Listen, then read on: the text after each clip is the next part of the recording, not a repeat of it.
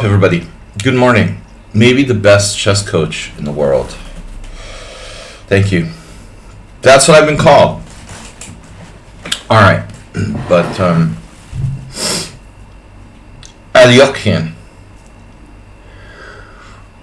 what's up? Weird openings, rapid challenges today. We're specializing in unusual openings because great players can play any kind of position, but I think, we've got to separate the men from the little boys here and the girls from the adults. We've got to learn to use the opening as a weapon. Aspie, great job. Great job. I won over our 2 games yesterday, and I have to say, you're getting a very much improved feel for the Nimzovich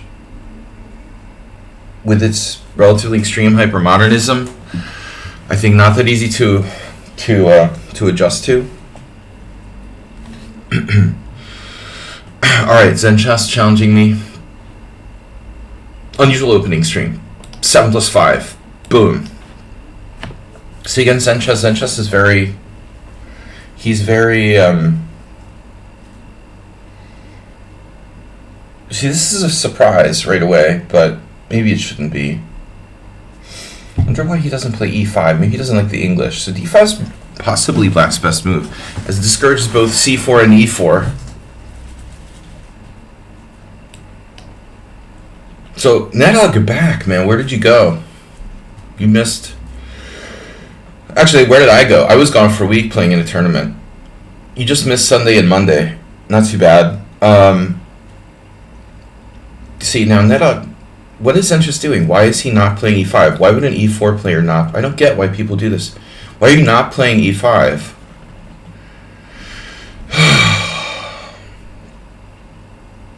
You're not cooperating, Zen Chess. Get with the program. So I'm just playing like a modern defense in reverse, basically. I mean, a3 and d3 or d6, a6 are totally standard. But here now we see like a full-on queen pawn approach from Zen Chess. People just never cease to amaze me. He's a committed e4 player, and he's going with a full queen pawn approach with colors reversed. It seems counterintuitive to me, but whatever. Do what you want to do.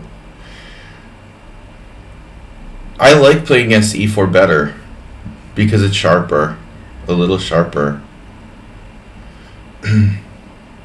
So Zen Chess, when are you going to start playing like d4 with white? That's what you're doing. You might as well just play d4 with white. It's a King's Indian.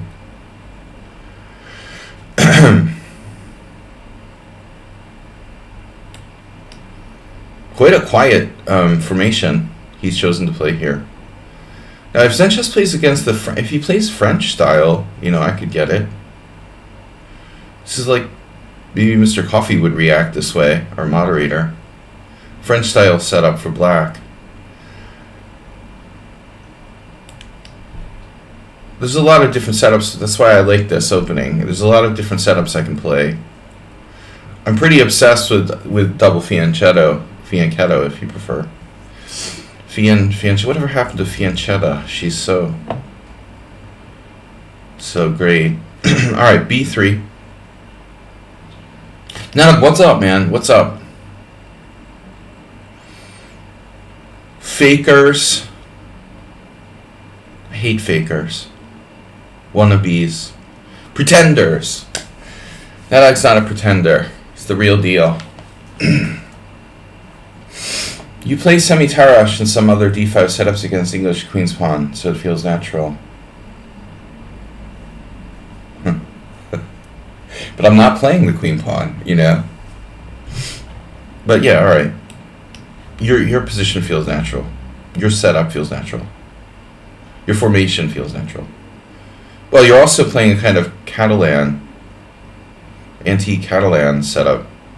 How you would play against the Catalan, basically. The big thing is that I haven't played d4.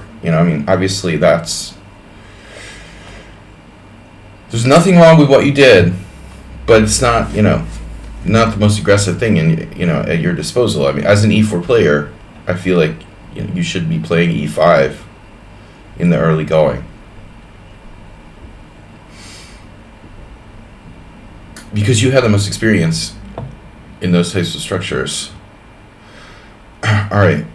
Now, the way I played this with double fianchetto is really not the most testing.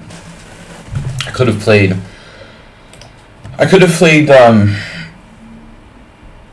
knight c3 going for e4. I could have played c3 going for b4, or just a standard type of knight d2. The rope-a-dope, the rope-a-dope half hippo, we'll call it, it's not that dangerous at all for black. So he's just like no contact. It's a G South Q. Learn.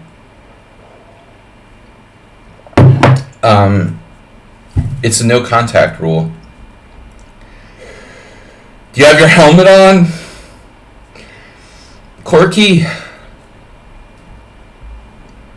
Because there's a line of demarcation right here.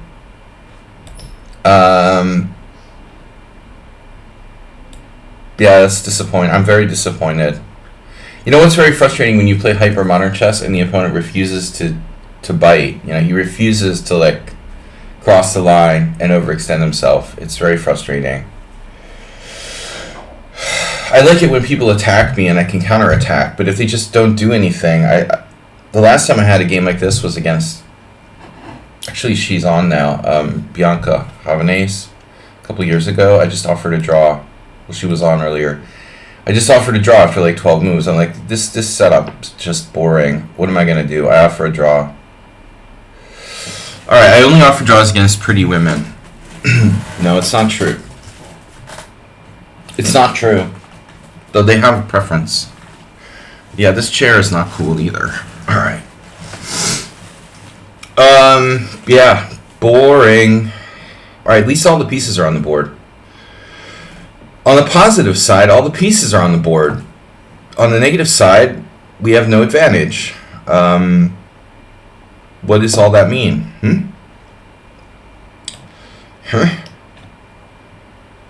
So which way are we going to go? Our queen, we have a queen problem. You're still watching Jordan Peterson. Late night television. That's great. You can watch late night television. Oh, is Bill Maher on at 4 a.m. now? Never really liked him. I don't know.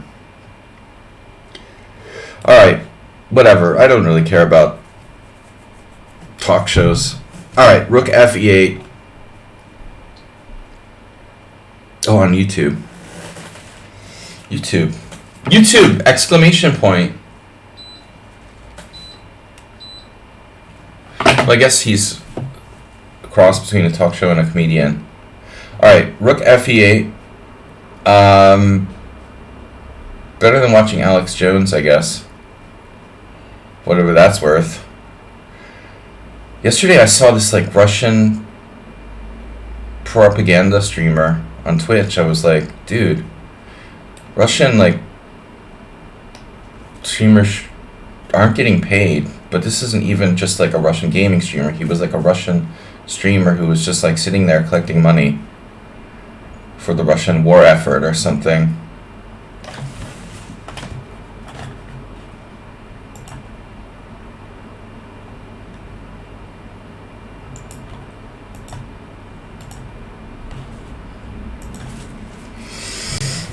Banned for rudeness. This is my stream.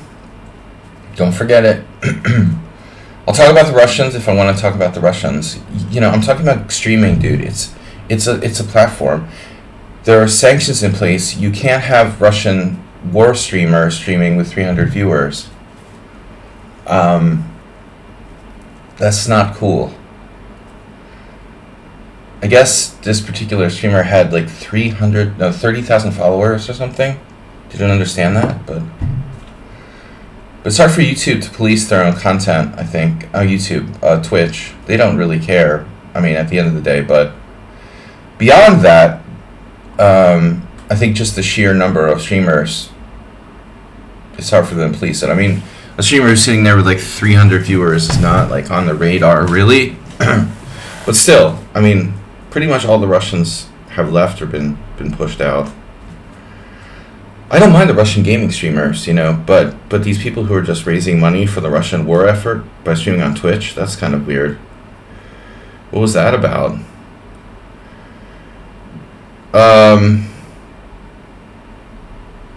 Alright. G-South sometimes steps out of line. We've got to remind him. Take his medication. Damn, Sanchez, you're playing too well this game. I don't like my position very much. I'm going to have to play e5, I guess. It's a modified King's Indian attack with the fianchetto on the queen side. Not really good, in my experience. It's not really good for me. You've taken residence in the stream. Good. Just don't tell me what I can talk about. Like some people. Out of line. You are out of line.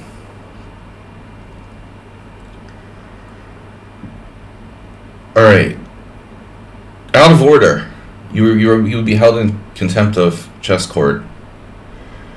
No, man, I'm a streamer, man. It's my business. I'm going to talk about, you know, it's relevant to streaming. I will talk about it. Knight f8, h4. I'm not talking about, like, you know, Ukraine getting bombed by Russia in the night. I'm talking about a guy on this platform that I'm streaming on, you know, raising money for the Russian war effort. That's a serious problem. That's an issue. I don't have a problem with Russians gaming streamers, you know. Even though they're having trouble, they can't get paid by Twitch. What I have a problem with is like that you know, that's fucked up. All right. Anyways, I think the point is that Twitch has a problem, like, with the ability to even moderate its own content, you know, and it's not the only place, but obviously all social media. There, I don't know. He was like Putin something. It was on yesterday when I like finished streaming. He's got like Putin in his name and everything. He's a politics. It's supposed to be politics stream. But I was shocked that it was even like he was permitted to even be streaming. It's pretty scary. This guy's sitting there in like military fatigues, like raising money for the Russians. That's kind of fucked up. Russians can't really watch Twitch, but they can with the with the VPN. I mean, Twitch is like banned in Russia, theoretically. But, you know, okay, we can get around that. But I was just in a state of shock, you know, like,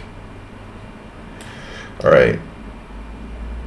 I understand that there's some people that are sympathetic to this, but what I don't understand is how Twitch could allow it.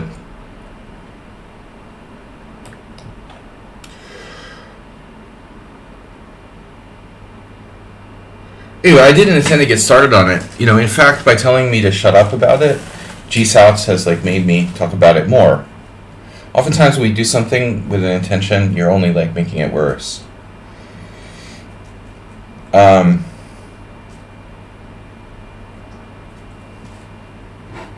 was just like curious after my stream finished last night. I was like, what is that? He's sitting there eating like cookies in like khakis. In a camo, in Russian camo uniform, with 300 viewers, not saying anything, just collecting like donations or whatever. I was like, man, that's not right. Jesus Christ.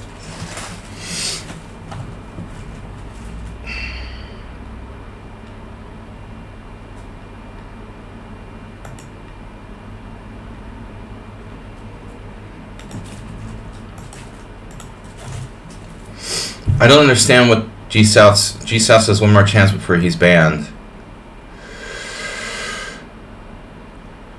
But your chat GPT is going to get you banned from the stream. I know you don't want to do that, so you may want to like turn it off.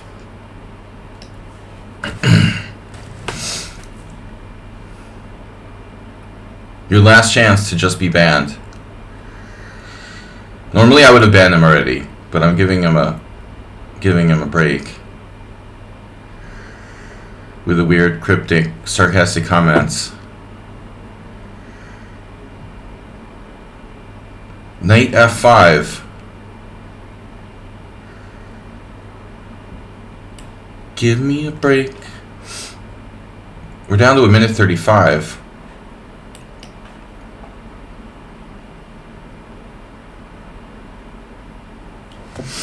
Your last warning. This is your last warning. I have no problem with trading queens. I like trading queens. It takes a little bit of the dynamism out of the position, true. So we're both safe now, safer than we were.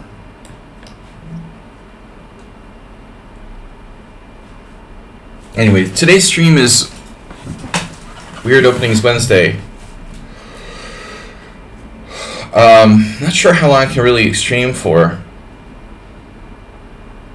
Oh, this is the problem now. The position is very, very blocked.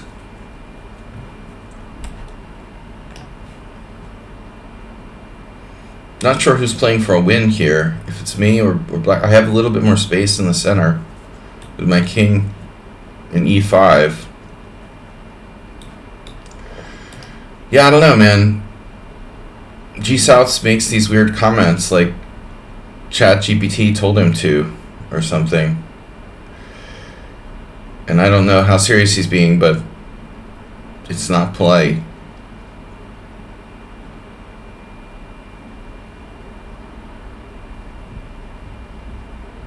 Don't do it again.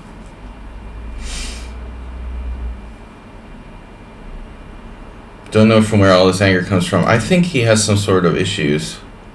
So I'm being pretty flexible about it. I'm not banning him. I mean, I banned Repunj yesterday. I'll unban him at some point. But he was like, if you're just gonna keep saying stuff to just get attention and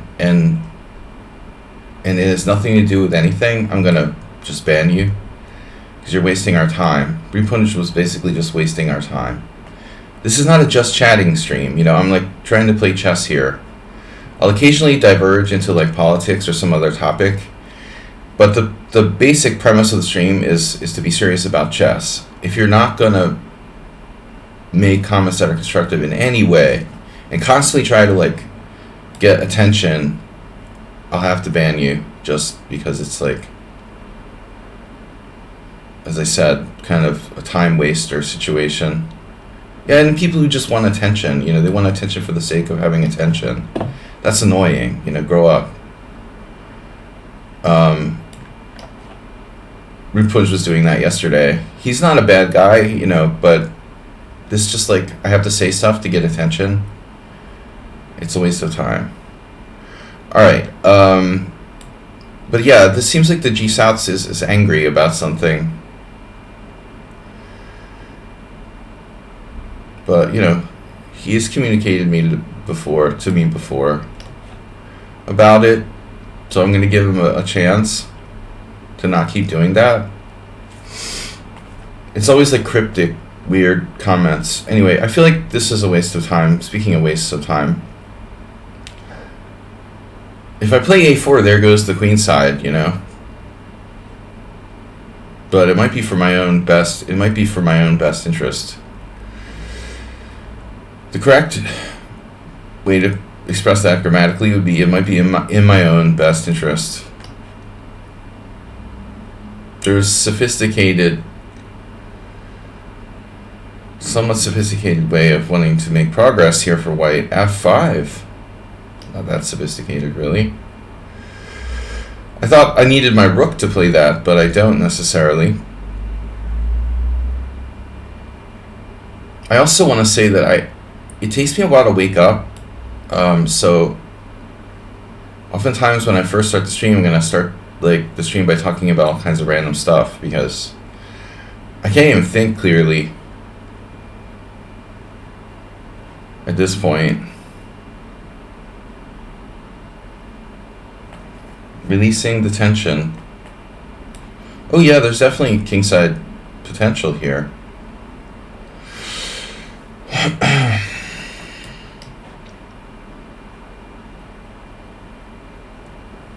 This king is not in a fortunate position there on c7.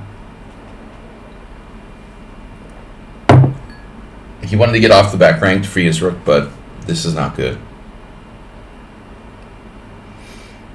I'm basically playing like sleepwalking. I don't calculate much. I just woke up an hour ago. I had incredible REM sleep. I had these really weird dreams. I went to the World Senior with my friends Dave Vigorito and Joseph Fang, and then all of a sudden, like the World Senior, did I say World Junior? The World Senior was in El Paso, Texas. And there was this like tidal wave coming. And the tidal wave, yeah, let's talk about my dream. World Senior, my friends Dave and Joe were there. And suddenly the World Senior was in El Paso, Texas. And then there was this like tidal wave coming. Well, not tidal wave, like a minor tsunami. And it crashed over Joe's rental car, damaging the rental car. Then we went back to the hotel where the tournament was. Then I had this weird experience in the hotel where the chess tournament was supposed to be held. I went to this restaurant, and it was like, the restaurant was really weird.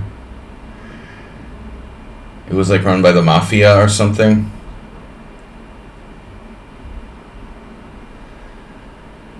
What a way of telling the opponent to resign. Talk about a dream. Well, he was like down a piece, man. I mean, this game was over. I'm already like half asleep, but this is an awesome dream. This wasn't just any dream. I was really happy. It's my first like deep sleep in quite a while. So this is interesting. I can recapture both ways in this position.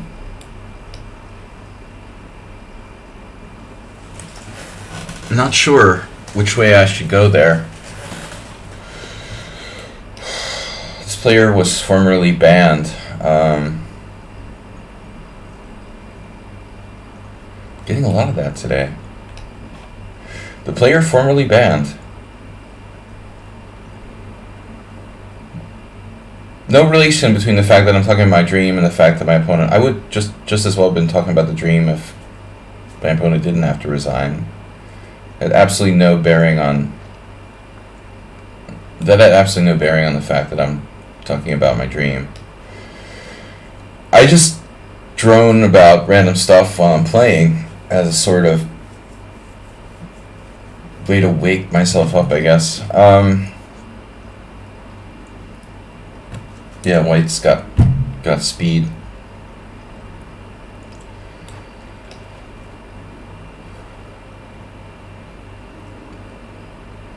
What's that about? Why bishop h4? You want to go to g3? Mitch Sport One, hi. Mitch as in Mitchell or Mitch as in Michigan?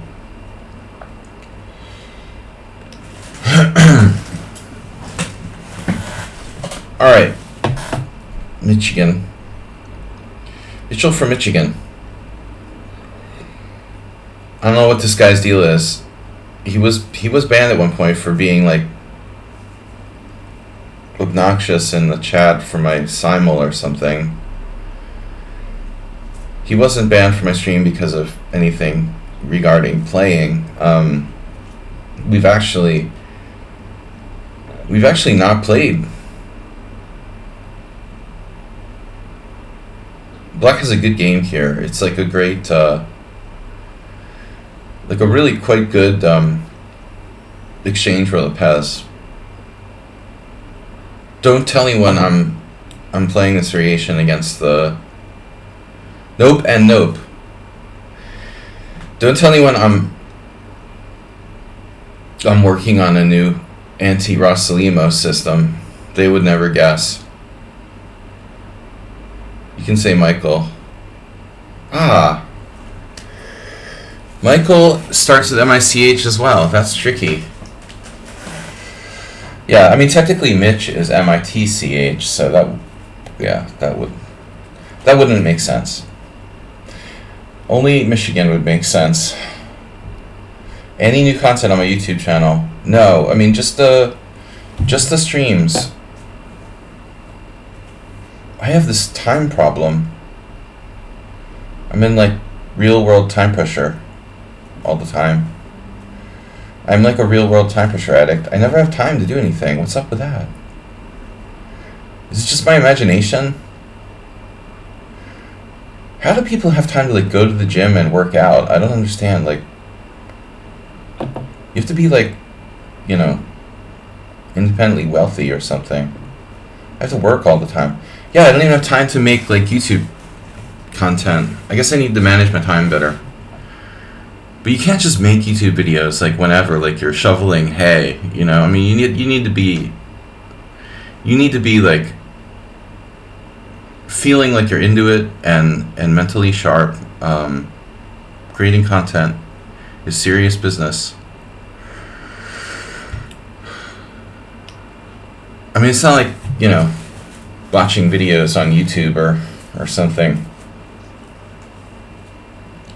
I've got to feel it, I actually want to create content. If I'm going to create content, I'm not going to put it up for free on YouTube. To be honest, YouTube is a disaster. I'm going to start creating content and then sell it or do a Patreon channel. I'm not going to put any kind of quality free content on YouTube. Maybe just the uploads of my streams, but YouTube just is like it's a disaster. They don't really pay the content creators much for.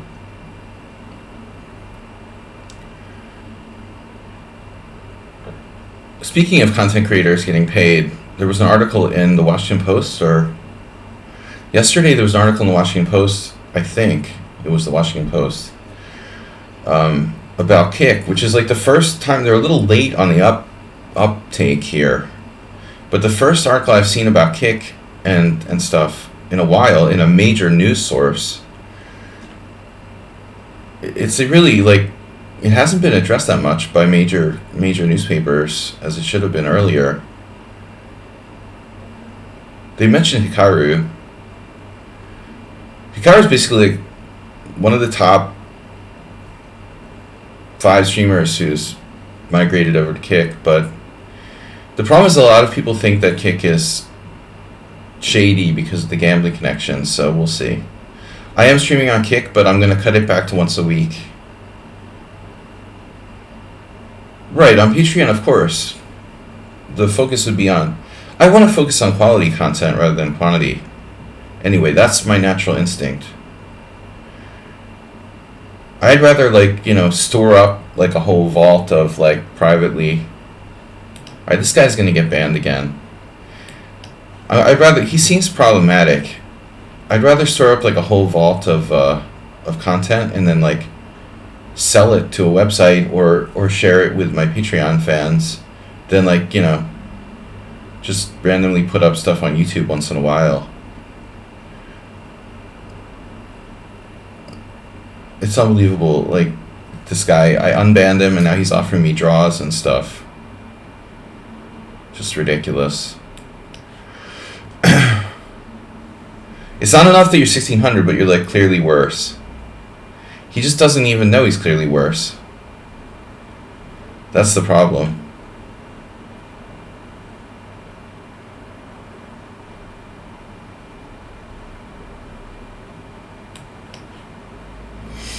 Imagine once there was a game from Nantucket.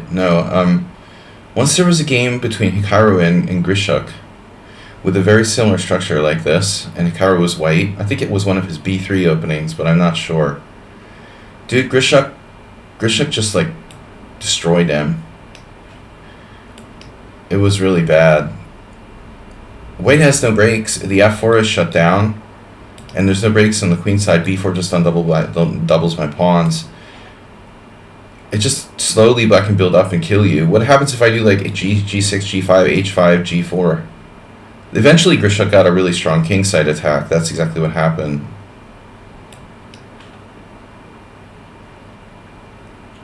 White just doesn't understand how bad his position is.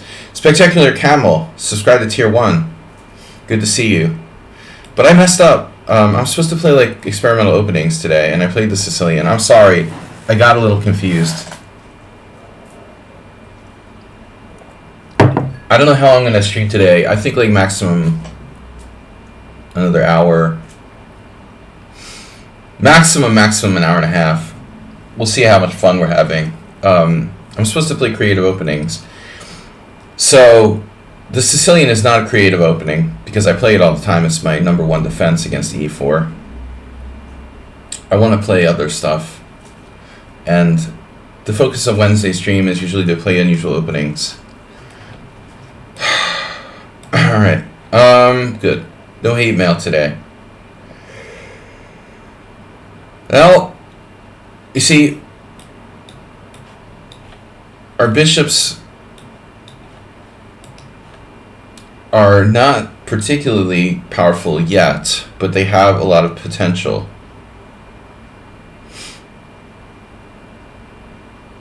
And what is our hero doing now?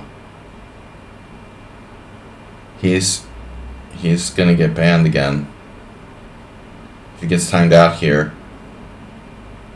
The Royal Indian. Oh no. Don't remind me about the Royal Indian. It failed me again. I have a terrible score with it. I lost against Banus. I lost against Robert Marcos. I lost against Bischoff. My friend Joe is like, why do you play the Accelerated Queen's Indian? I don't know about that. I almost lost to a 2100. I think I need some lessons with Mamadjarov or something. You know, but the weird thing is, like, I always get a reasonable position. It's like I never lose because of the opening, necessarily. I guess maybe it's just the fact that it leads to very unclear, sort of murky, weird middle games that I'm not necessarily accustomed to playing. So is this like he's like letting his time run out because I didn't accept his draw or something? What's that about? I'm not going to give him the satisfaction of resigning, although I would do that in a off-stream game for sure. This is the point where I resign just to save time and go on to the next game. One of the reasons people are like, oh, why do you play unrated games? So I can just resign when people do shit like this. Okay, this guy is rebanned. He's 14. There's no excuse at 14. I mean, I just played an 11-year-old with excellent etiquette.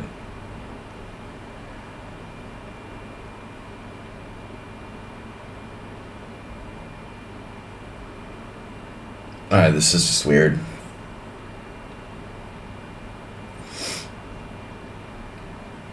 Of course, it is all cryptocurrency and Ponzi schemes and offshore slots. Dude, what kind of person in the right mind would play online slots? I mean, I didn't even trust, like, online poker. To be perfectly honest, even though I had, like, 6 figures profit, I still didn't trust it. For all I know, they're, like, cheating on my side.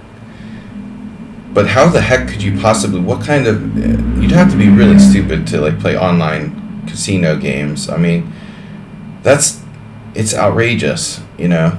If people are that dumb, they deserve to lose their money, like, seriously. I know this guy, Acerbate, he's an architect, a Hungarian architect, who makes, like, you know, 6 figures a year. He's got very good connections, and He's got some projects that are really big, but he literally plays online slots and roulette, online roulette, I think, more than slots, but we're talking in like tens of thousands of dollars level.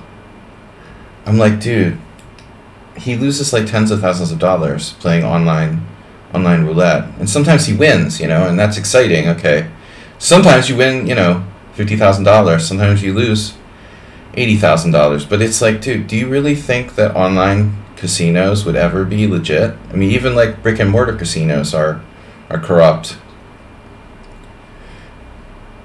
But there was this argument in the Washington Post from some people saying, like, the content creators shouldn't be responsible. They shouldn't be held responsible because they're encouraging people to gamble.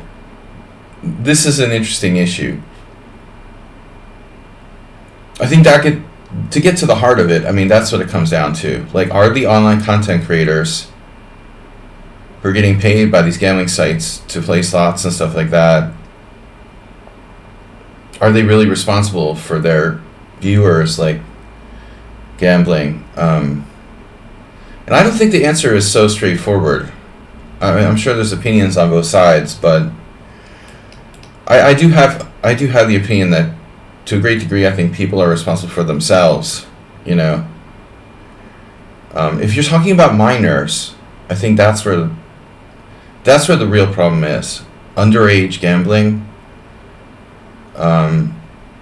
is a major issue. So these guys that do the slot streams, like most of their, Spectacular Camel, I agree. But there's arguments on the other side. The people are solely responsible for their own behavior. You know what I mean? There's a philosophical, argument for that. I'm not telling people what's right and wrong. I'm just putting it out there. I have my own view that's more like aligned with yours, Spectacular Camel. That's what most of the Twitch streamers think. But I'm just saying, like, I think the big issue is like underage viewers watching slot streams, and they're not old enough to really, like, know better.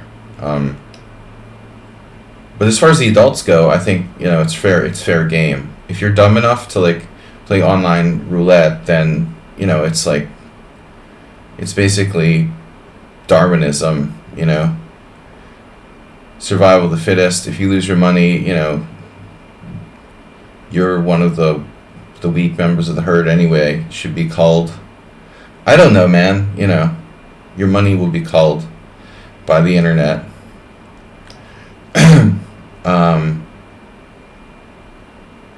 This is a really weird game. What is this guy doing, though? He like spent half an hour like just not making a move. It was weird. Well, I think that most people agree with you, Spectacular Camel, but I'm making a point that some people think that, that's not true, and we're all like, responsible for ourselves. I think it's fine until we're talking about people who are under the age of consent or whatever. There's also the question of, like, if a 12-year-old shoots someone with a gun, is he legally responsible? It's kind of the similar thing with gambling. All right. But whoever gave the 12-year-old a gun is responsible. But where do you draw the line? 12, 18, 21, 24? Never. Right. All right, next. But anyway, I just got started talking about this because of streaming, because of Kick and the article in the Washington Post. Because, not too many major news organizations have been talking about it lately. It had kind of fallen out of the news. That's what's interesting about it. I was thinking Kick was failing, to be honest. I have a bad feeling. I mean, I have a bad feeling about it. I don't think Kick is gonna pull it out.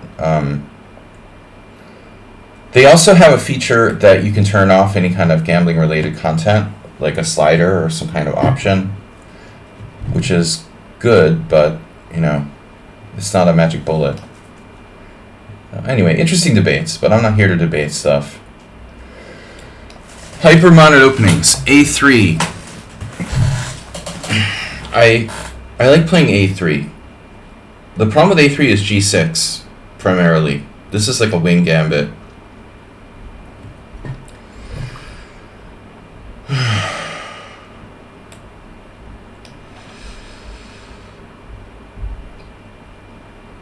Anyway, I'm just saying, as an experienced online poker player, I can't believe that people would even consider playing online casino games. I mean, you honestly deserve to lose your money if you're that dumb, in my opinion. You totally deserve to lose all your money. I mean, it's like, what protections are in place to assure you that it's insane? It's just not even close to sane. How could someone who's like a wealthy architect, who's smart enough to be an architect, play online casino games and think that that's on the up and up? That's living in a fantasy world. Okay. A takes B. If you're smart enough to like design buildings, you should be smart enough to realize that online casino games are not on the up and up. And you don't even need any like proof to know that. I mean, just by nature, it's like, all right, D6 probably a good move here. King Kong is a strong player. 2024. I'm having trouble focusing, even though I had a good sleep last night. It's still, I'm a terrible morning player. What happened in my tournament? One morning game, I offered a draw relatively quickly because I had no edge at all. The other game was a quick draw. You remember when Absolute Poker Bet got caught with an amazing knowing the cards? Well, dude, I mean, Ultimate Bet was even worse. Like, the owner was like seeing whole cards and cheating, and everyone is like looking the other way and like forgetting that ever happened and shit, That's a poker site. Imagine like online casino sites, how rigged they are. I mean, give me a break, dude. I would never ever put like $1 into online slots or roulette. But, who am I to like tell other people what to do, I don't trust online poker after years and years of playing online poker enough to play it. Anyway, I've made my point, but still, at least with online poker, you're mostly playing against other players. You're not playing against the house. Like, when you're playing casino games, you're playing against the house. The house is the one that created the website and runs it. Are you serious? But anyway, this is all started because I started talking about Kick, and they're related to Stake.com. So there's this like gambling site called Stake.com that is behind, like, I guess, the creation of Kick. Anyway, I don't know too much about it. I mean, I went with the Kick to create a Kick account and start streaming there. You once saw a guy who bet 20K on a single dice game, doubled up and left. But is that the end of the story? I always have terrible luck whenever I make like big bets on something.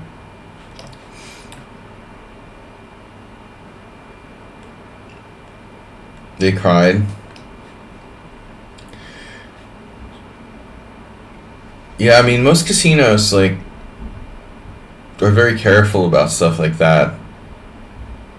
They're not going to let you like raise the stakes to 20,000 if you're going to like do that and walk away. There are a lot of protections in place to prevent people from doing that kind of stuff.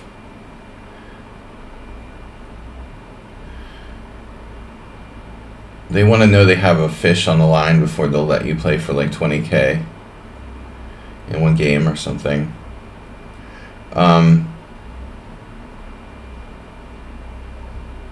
Good kudos to anybody who can like win a big bet and walk away, though, without continuing to gamble or doing it again next week.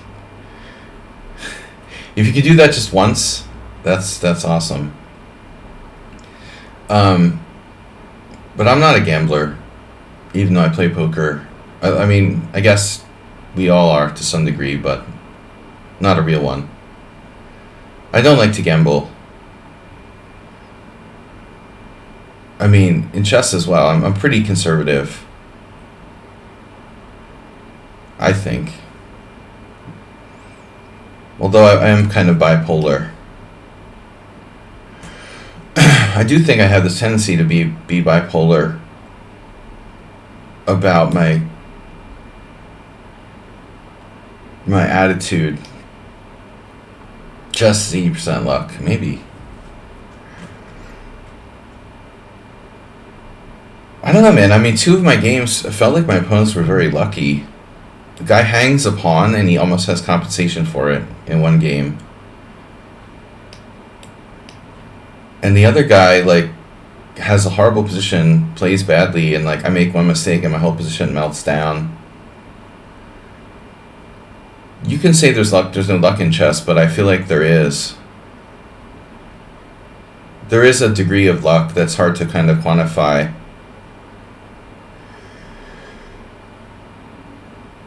I mean, the clearest example of luck in chess is like pairings. People have famously like won tournaments that they didn't have the best performance because of the pairings favored them.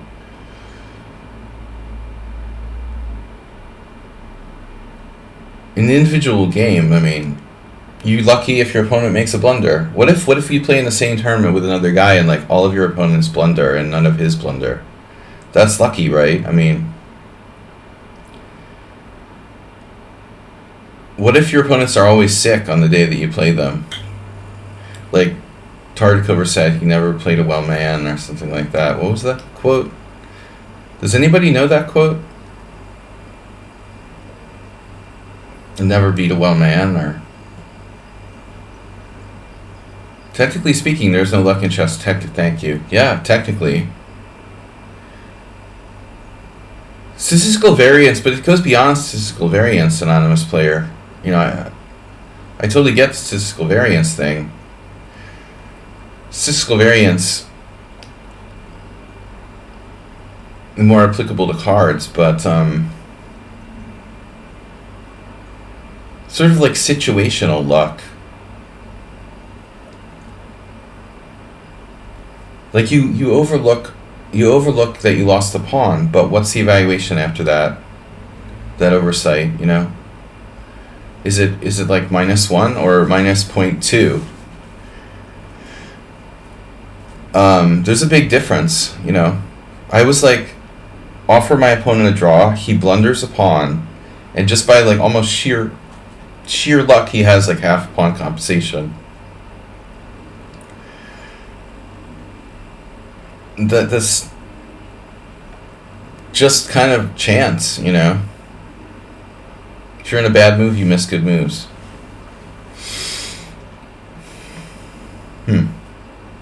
Maybe.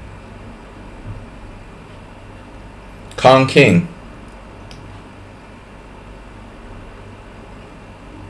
I decided to flatten his bishop on g6.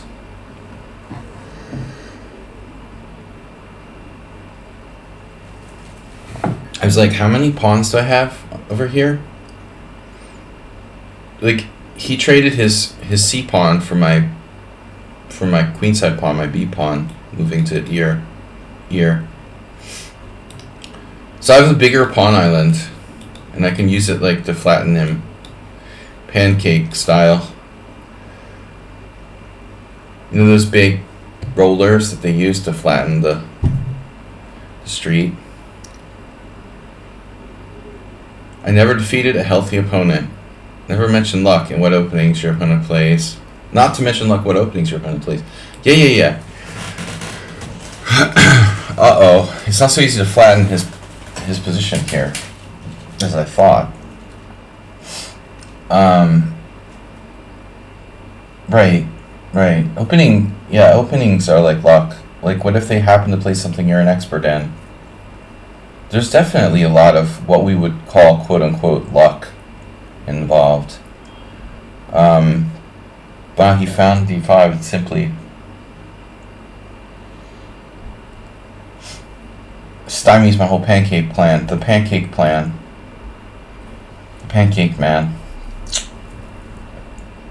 Dude, that's a strong move. Wow. Yeah, I'm often in a bad mood. I should be in a good mood today. It just takes me an inordinate amount of time to wake up.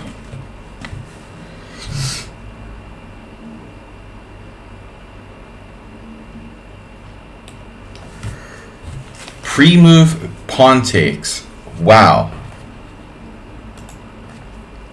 Okay, is anyone else short of surprised by that move? Pawn takes wouldn't be my first choice. It would be like an exception to the rule. In general, you don't want your bishop to get trapped, and the pawn itself is weak on e4. Why did you do that? Why did he play pawn takes? Like, what's wrong with bishop takes?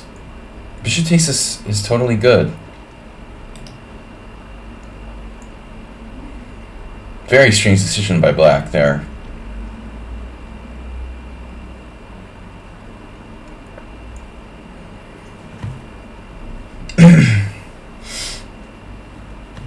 It's not that I can so easily maybe like trap his bishop or anything, but this has like long-term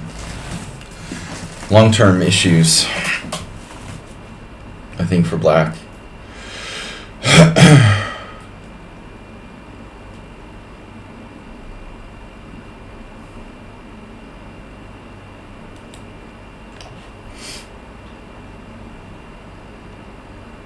I want to put my knight on e3. I was going to put the bishop on e3, but then I changed my mind. My knight is in a horrible position on h2. I mean, honestly, maybe better to play knight f1, knight g3, like that. Oh, he's undermining my center. Aha.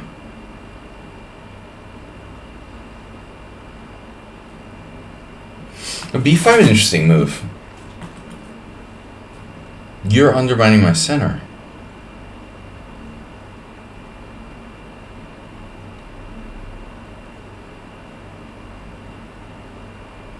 A good player is always lucky. Nobody's always lucky.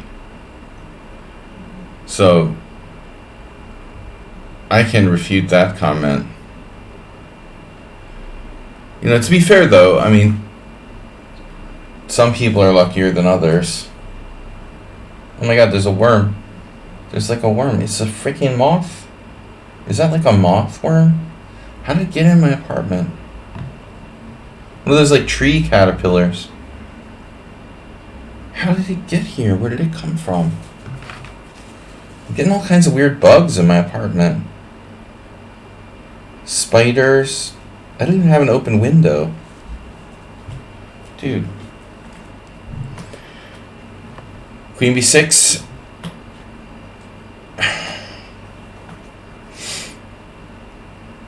That's a nice idea. You're making me regret. You're really making me regret my decision there. Seriously. You're making me regret my decision not to play bishop e3. No, I mean, certain people do seem more lucky than others.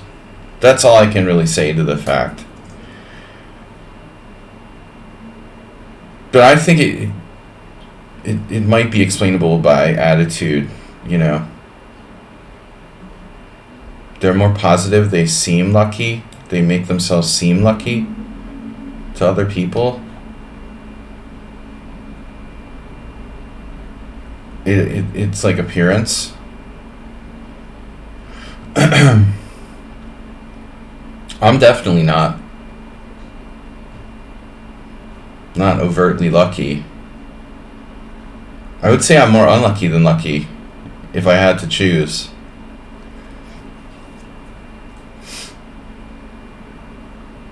I always had to do things like really grinding them out, you know. I never had real like lucky natural talent. Feels like whatever I do. Can I trap your bishop eventually? This is weird, man. That pawn capture on e4 is still freaking me out.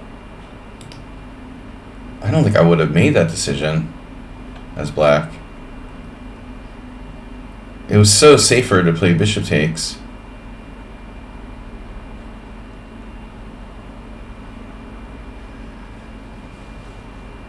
Wow. Consistently going for that undermining theme. Was bishop still not trapped? I don't think that bishop will ever get trapped. I mean, what a judgment. You know, pawn takes e4 when he could have been a pawn up with a bishop on e4 and no risk whatsoever. I'm very curious to see what the computer says.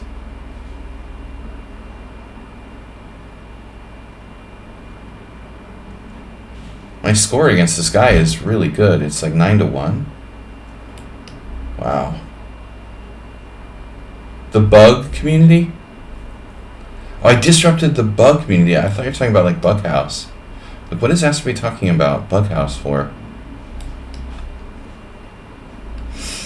Bug community. Like literal bugs. Alright. We're playing chess and you're talking about bug. I thought you were talking about like Bughouse. I haven't played Bughouse in 30 years. Almost. My high school students used to force me to play Bughouse with them. I never was really into it. I guess it's a scholastic chess thing.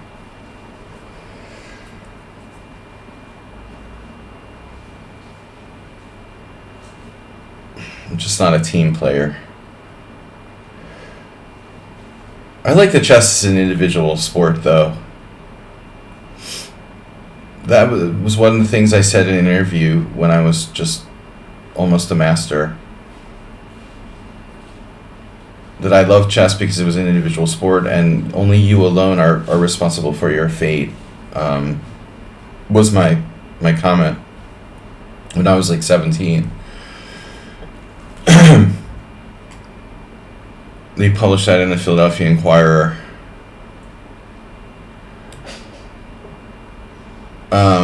Whoa.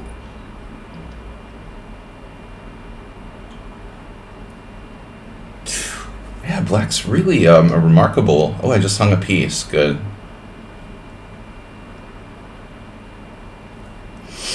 Remarkable player. He had to think about that for a while. I don't know. I mean, the thing about black's play is that he's so wildly aggressive when it's really not called for, right?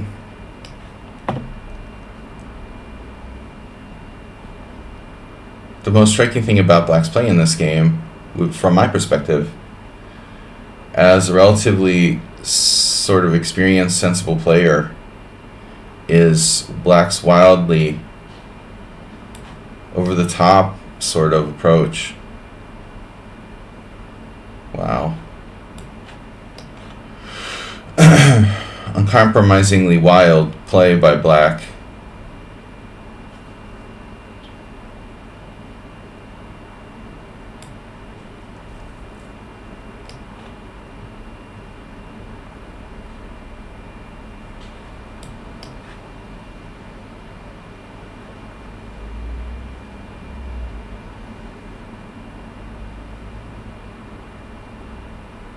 He has resources? Are you kidding me?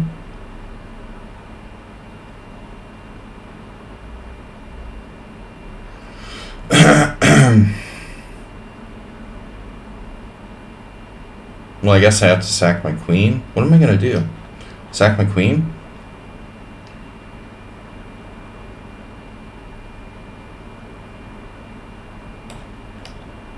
Really weird.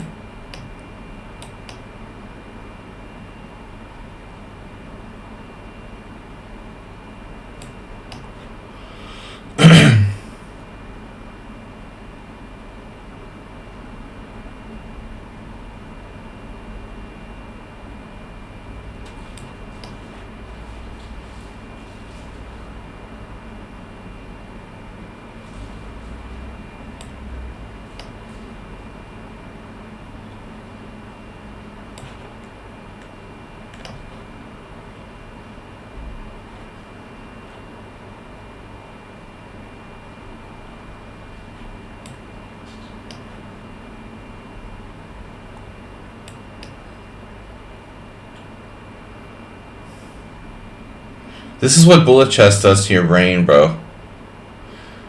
You know, it's sort of shocking how his bullet rating isn't higher than it is, no?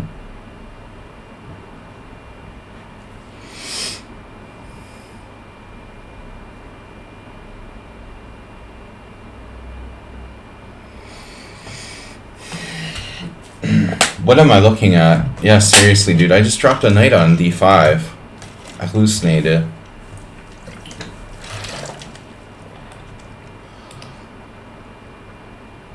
But I want to see that position. I gotta go, guys, in like half an hour or so. I want to see that position where he decided to take with the pawn on e4. I mean, to me, this decision was very strange, you know? You got two possible captures, and your bishop on g6 is very possibly going to get trapped. It's not like, I mean, is he afraid I'm going to sack the exchange on e4? I mean, give me a break. This move is really, really solid. I mean, yeah, I could trade off his bishop with bishop d3. I mean, maybe he's legitimately making the right decision, you know? The problem I have with this decision is that he made it instantaneously.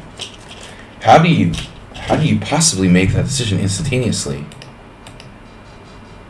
Seriously, like, you've got, how much time does he have here? Like 5 minutes, and he does like pawn takes pawn instantaneously, and it's the engine move.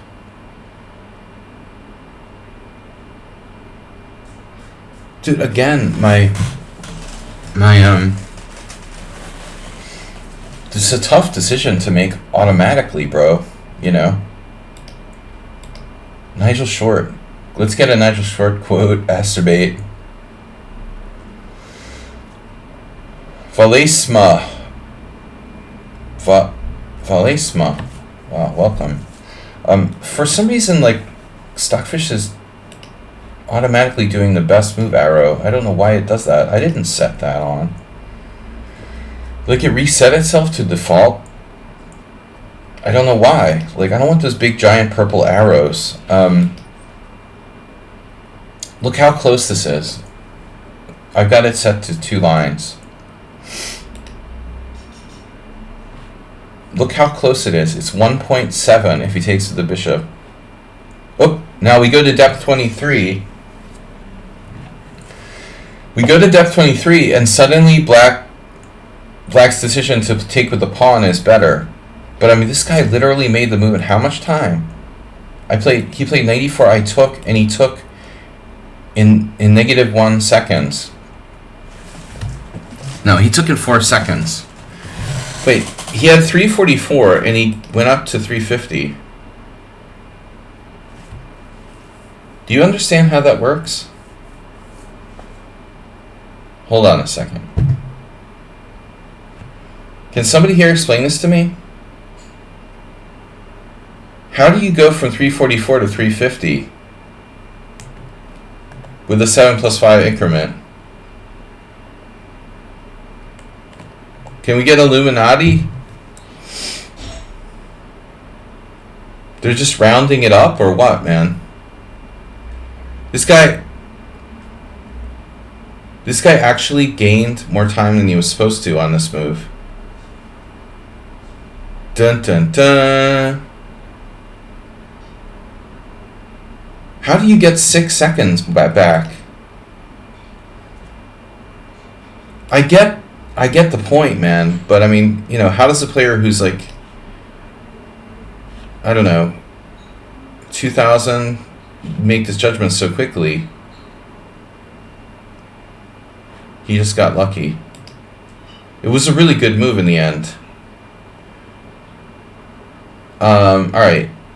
So Wednesday, Weird Wednesday, we're going to take these subscriber challenges first. No, but that's like, what is that? How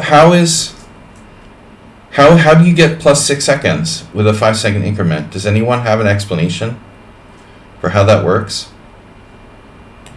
I'm going to do this again. Oh no. You played knight c3. Oh my god. That's interesting. Hyper-modern. Alright, we're transposing. We transposed to what I wanted to play anyway.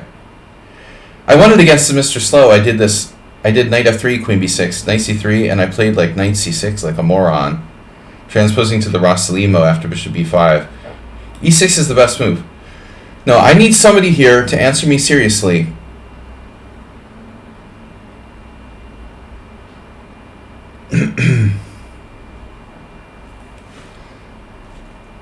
I need someone to answer me seriously how you gain 6 seconds.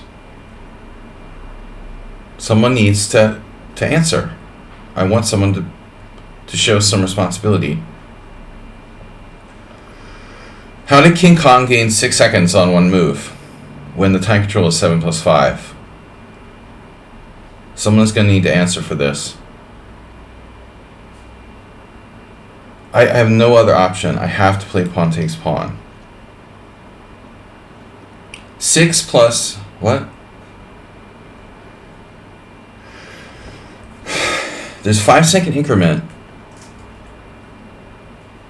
but he gains 6 seconds and made his move with -1 seconds used. Milliseconds in rounding? Yeah, I mean, that's what I'm thinking. It has to do something. It has to. Yeah, Nadog, you really look a math nerd, right? Technically, you're a computer guy, but you're also a math nerd, right? You get that a lot at parties. I bet you're really good at math, aren't you, Nadog? That's how he gets all the girls. See, I can never do that. I suck at math. I drop my math classes at BU. Most of them. Can it really work like that? You can actually go up.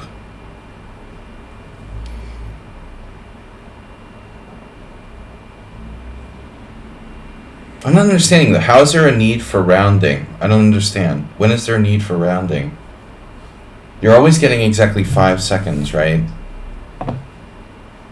I guess there is a need for rounding. Man. See, that's why I just quit math, bro. Queen takes d4. Okay, knight takes d4 is a normal move here. But I guess the position could never arise by that move order normally. And then there's really interesting stuff. Bishop c5, queen takes g7.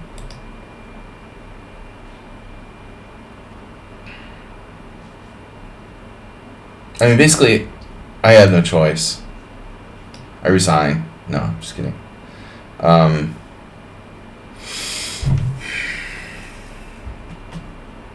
I don't want to trade queens on d4, per se. I was talking about this with one of my students yesterday. This piece on d4 is like God. It's the God particle. The millisecond would have been the same.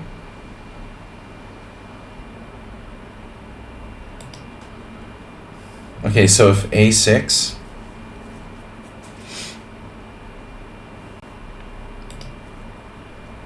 Milli Vanilli.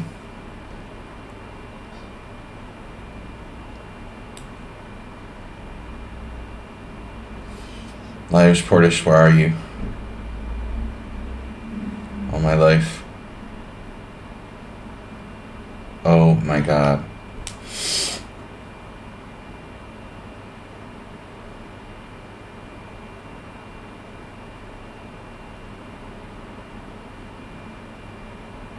Can you say face hugger?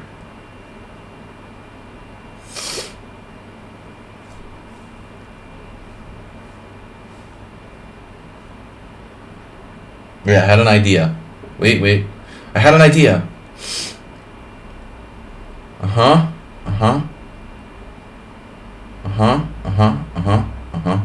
Alright, we gotta try this. We gotta try a6 here. I got Swiss cheese for dark squares. Dude, another amazing decision. He doesn't just transpose to the surgeon sale variation of the Sicilian or whatever with knight takes d4. He plays queen takes d4. And I really don't like letting my pawn structure get shattered here, although the computer will probably say I should have. My instinct was to play like knight c6 or something.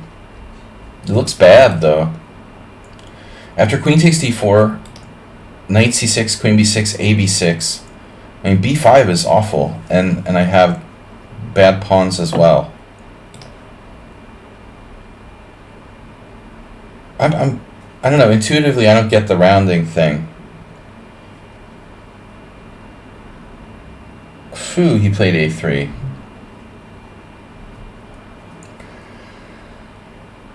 So now, can you sacrifice a piece if I go b5? Okay, I don't have to play b5. I can play knight c6, for example. b5, knight takes b5, a takes b5, knight takes b5.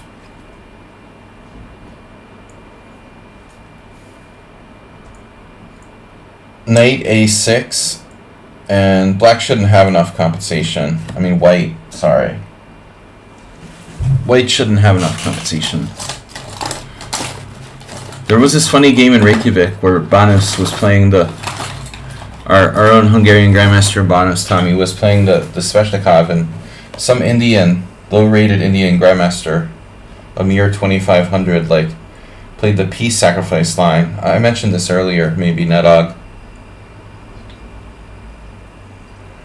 And Banus, like, lost his way. It's unbelievable, you know. No one plays it, so it's like you forget. The Indian guy must have had some weird preparation. There's some value in playing stuff that no one plays anymore, I guess. You catch people off guard. They're not expecting you to ever play it because it's just considered to be, like, analyzed to death or something. If it pleases master. Okay, Igor.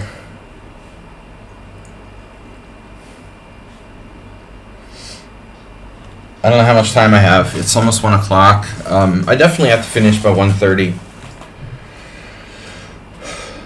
Never play b5 after an a6. It's kind of one of the points of a6, but of course not essential cheese-outs. Let's rephrase your comment and say, don't always play b5 after a6. Not never. Don't necessarily. A better way of saying it would be like, don't necessarily play b5 after a6. Man, he had knight a4. I mean, usually like, Hayes Miro is always incisive. After a6, the critical line is knight a4. And then I have only one move, knight c6. Knight c6. And again, only one move, bc6. And then knight b6, rook b8. And I'm hanging on. But actually, that looks like I'm just like losing a pawn, doesn't it? Knight c8, rook c8, bishop takes a6. I'm down a pawn. Rook a8, bishop like c4, or bishop d3. It looks like I just lose a pawn for virtually nothing. So it's a very rare Hayes Miro error.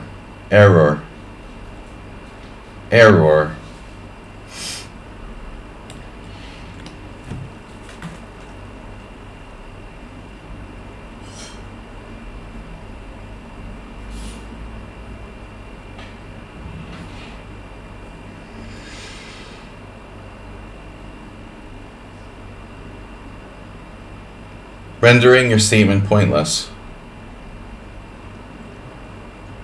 One of the best things about playing a6 is being able to play b5 in the Sicilian. So I guess the bottom line is that your statement is pointless. Sadly. But it sounded good. Hey, look at this. Knight c5. It sounded plausible.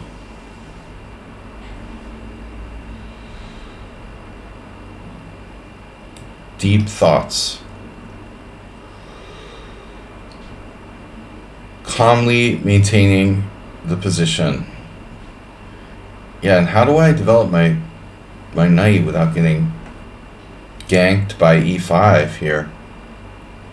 I guess we have to play d6 to avoid gankdom. Ganked, verb. Can you look up the Urban Dictionary, somebody, for me? The verb ganked.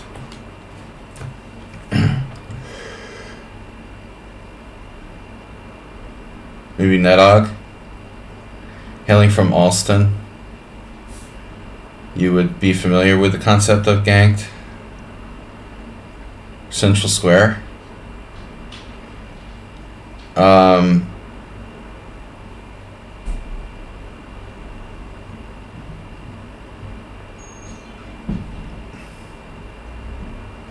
I am a little nervous yet. Maybe casting queenside is something to think about. Crazy, huh? Maybe Nedog went to work. I don't know. What time is it there? It's almost 7. He's in the shower.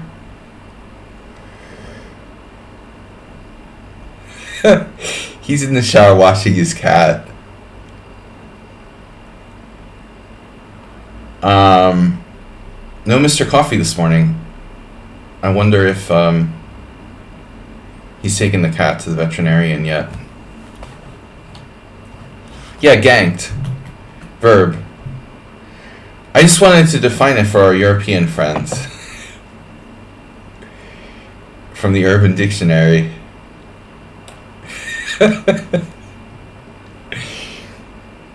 It seems like a term you might be familiar with. Oh, you don't know it? I don't know. It seems like there's more to it than just being taken.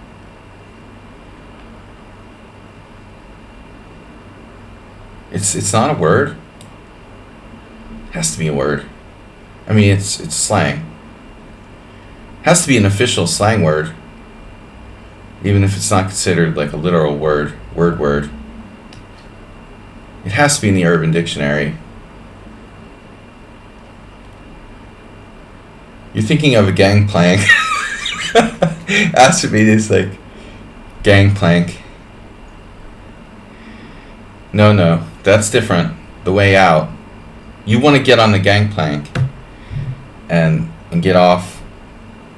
The gangplank is next to the galley. Has to be. Were you in the Navy? Gangway.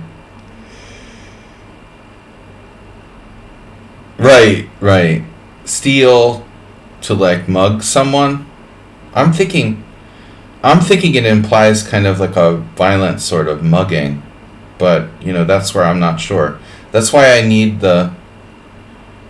I feel like it implies a violent taking, not just like oh sorry buddy, I'm gonna take your last slice of pizza. It feels like it implies a violent element. But maybe I'm wrong. That's why I need a verification. You're making it sound more like casual.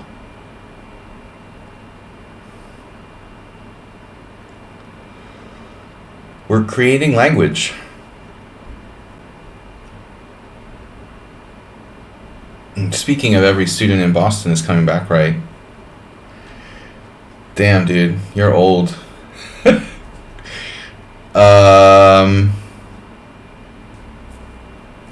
Students make me feel old.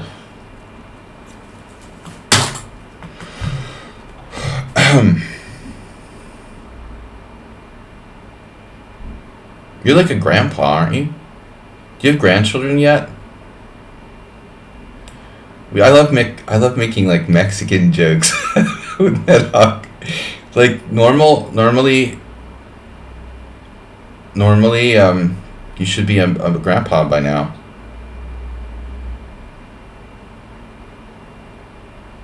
You could be a grandpa. Obviously, I could too. Theoretically. Not literally.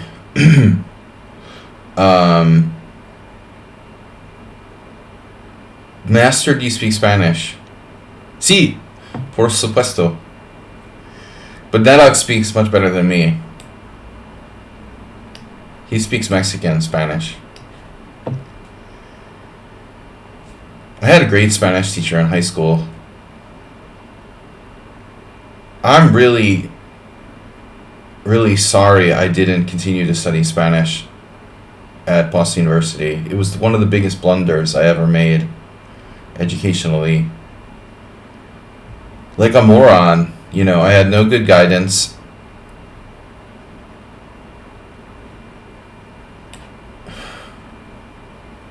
That's one problem with going to a big school. Like, you get very little guidance. I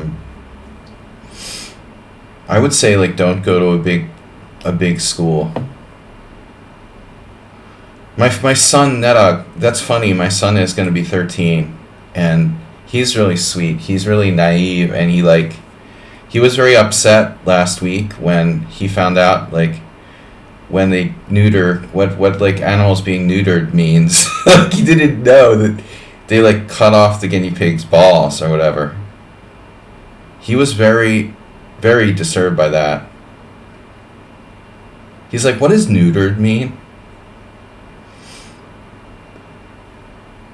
And apparently he was like almost in tears when he found out. What it means is funny, you know. I mean, if you watch The Price is Right, you know, you watch Bob Barker talk about getting your pets spayed or neutered from an age of like 8, you know, then you learn. But my son is like Hungarian, and there's no Price is Right here, so how's he supposed to know what like neutered and spayed means? So he didn't know, you know. And then someone tells him it means like you're cutting off the guinea pig's balls. But that's different from a vasectomy. Don't worry, G-Souts. I'm gonna lose on time? Hayes Mirror is like Time Master. Damn, dude, you're slimy Time Master.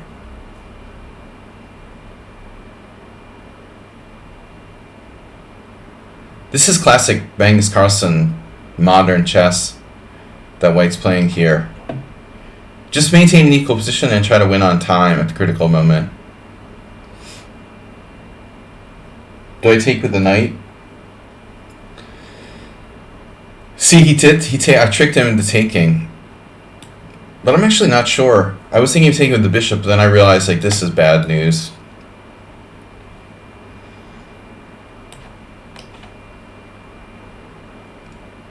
It's not so that you don't want the knight coming to e5. I'll trade it off.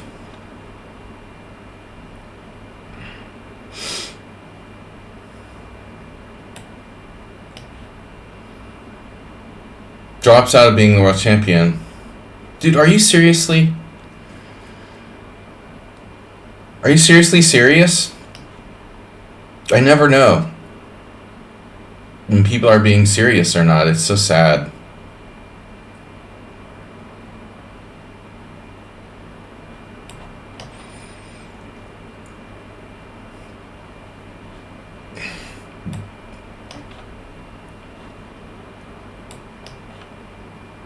Now I have another weakness. Now he's got a knight on d4.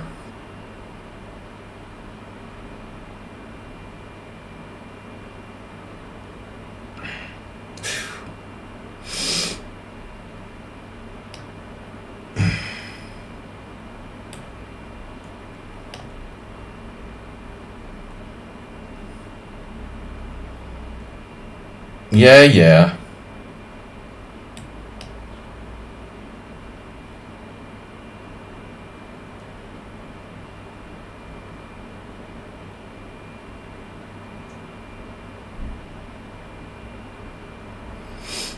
I'm so sad about Bob Barker.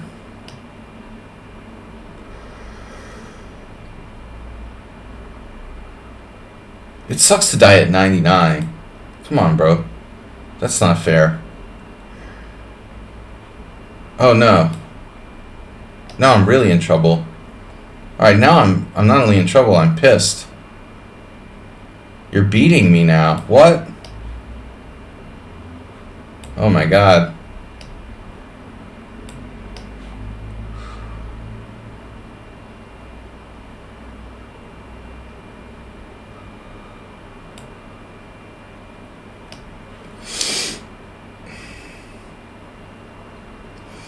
The secret to endgame is really like, you know, passive defense.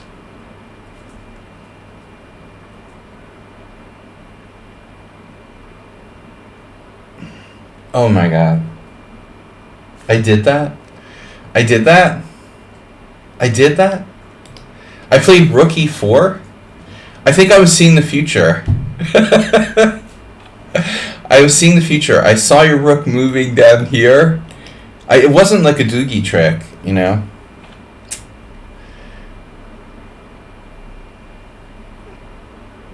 That's what I learned from Max Doogie.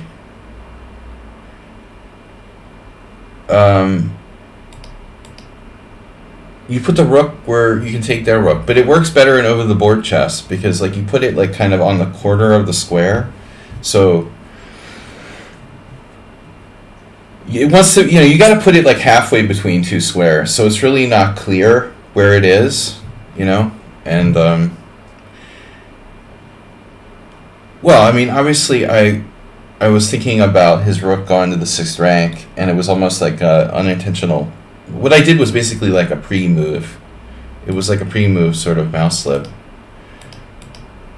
I was expecting him to play rook f6, and so I'm anticipating rook f6 and played rook e4. That's funny. Good game. Do you have time for one more game? Another game or two?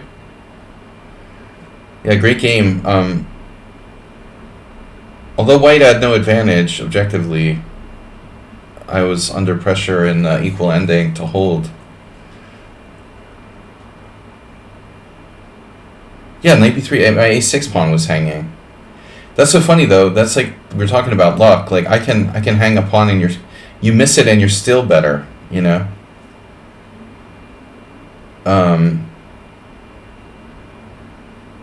Against the French defense, I've got really nothing hyper modern. I'll play knight c3, and I used to love to play this. I played millions of games, but everybody pushes the d4. I don't understand why voluntarily push to d4. That's fine. I don't mind playing against that. I think the best is to keep the tension with knight f6.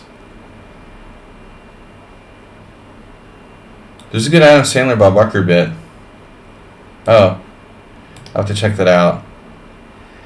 But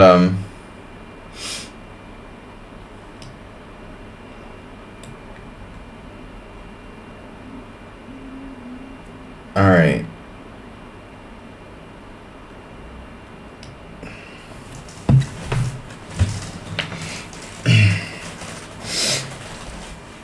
All right, we got time for one more game. This is our last. Oh yeah, b3 is playable. It's really lame though. Yeah, people play that. People do play b3. I guess it can be played as a kind of England gambit. You're basically sacking the e4 pawn in some lines, I guess. It seems reasonable. I've tried it. Yeah, it's definitely a variation. What am I supposed to play now? And bishop c4 doesn't make as much sense without black playing e5, so I guess I'm supposed to like attack his center probably. Undermine black's center and force him to play like e5 or something. Essentially.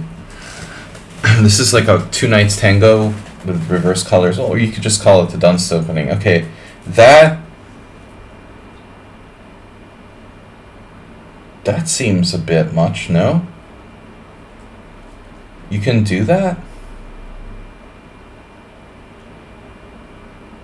What do you do after like e5?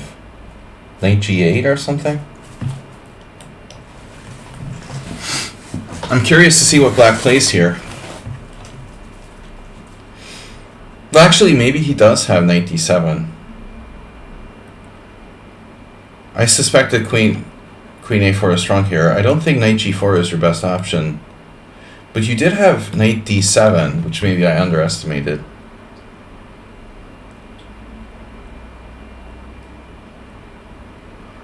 Knight d7 looks pretty decent, actually. Knight g4, not so much.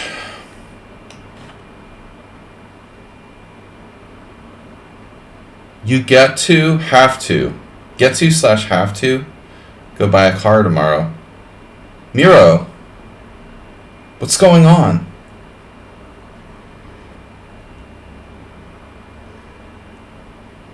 Do you want to let it all out, or? It sounds stressful. I still remember. I only bought a car once in my life, and so I still remember that experience. I hate being a car owner. I hated being a car owner. It's like worse than owning a dog. It's so much responsibility.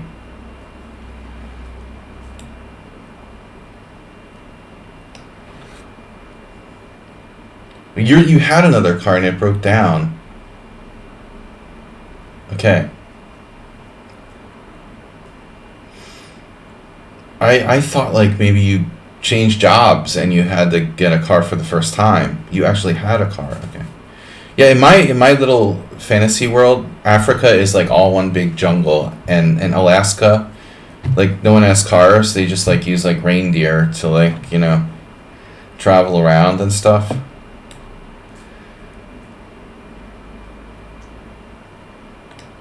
Right. I can't really like put together like Alaska and cars. The Alaskan state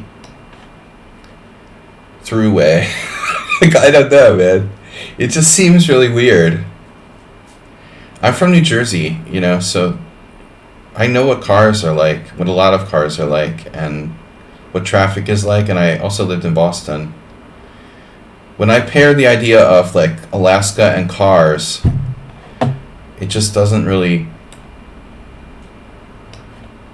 connect. Yeah, that was one of my favorite memories of Boston. Digging my car out of the snow. But one day we'll be wishing we had snow to dig our cars out from.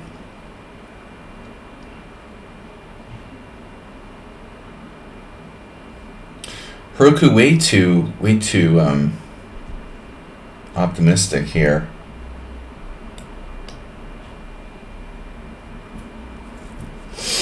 Well, yeah, I mean, I guess if you live in Alaska, you get a little sick of snow.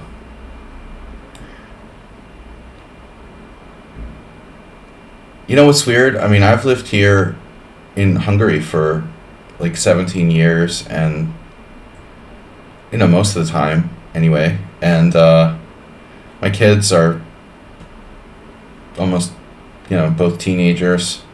So it's going back like 10 years ago, we have like a sled for my kids.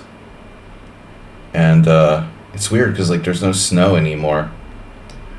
At some point in Budapest there was actually snow, and we did a little bit of like sledding when they were little with the snow in a city park. But it's weird to think that like even as recently as 10 years ago there was actually still some snow.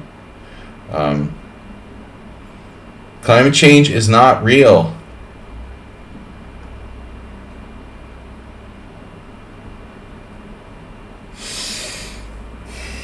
Rakia is a great move by black here. Wow. Do I have bishop f4? Because I deserve like a cookie if that works, man. Bishop f4. Knight takes f4. Pawn takes d6, playing for structure. That's a sick idea. It takes a sick mind to come up with something this good.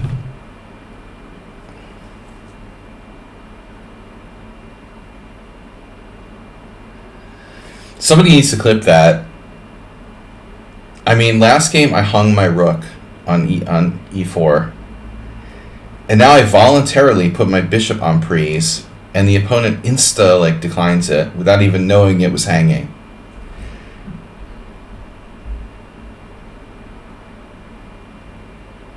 I'm going to keep that bishop now. I mean, I get what he's doing here. He's got pressure on f2, but I've seen very deeply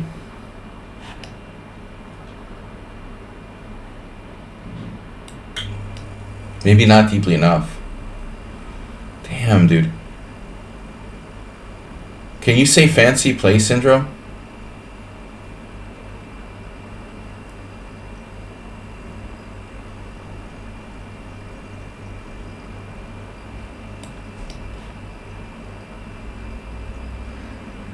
Heroku has a serious case of fancy play syndrome. And just playing too fast in general.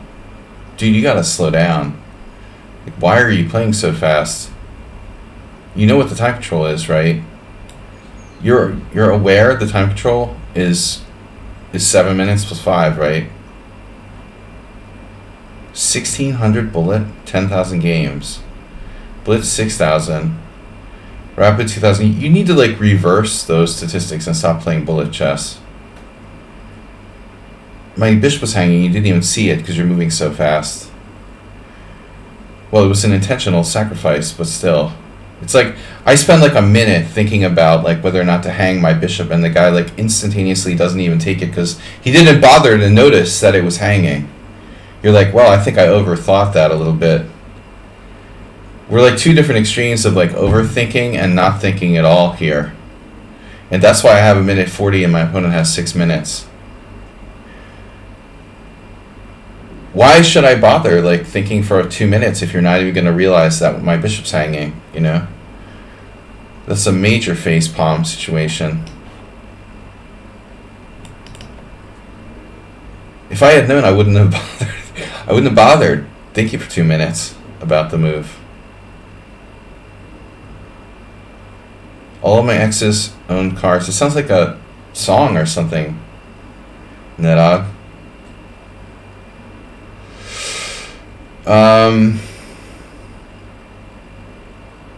All of my ex cars got stolen. Ganked. Urban Dictionary.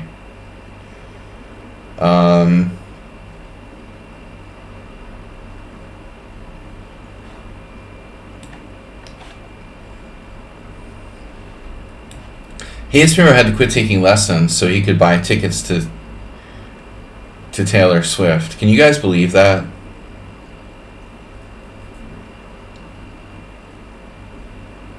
He literally stopped taking chess lessons because he wanted to go see Taylor Swift. I was so pissed.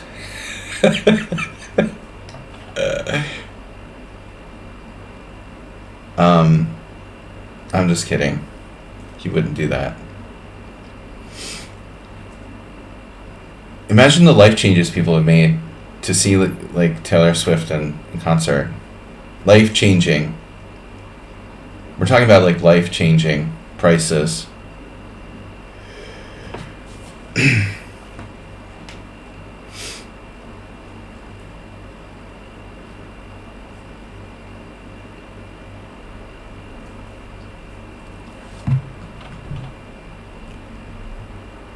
It's a life-changing experience.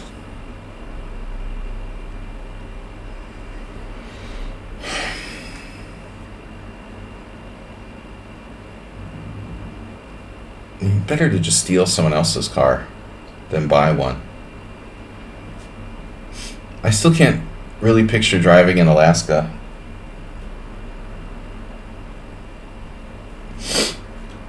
Weird.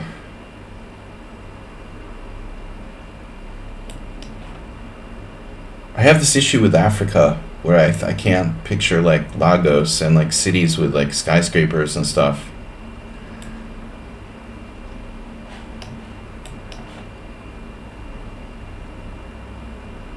It's hard to get the perceptions you have in your mind of things and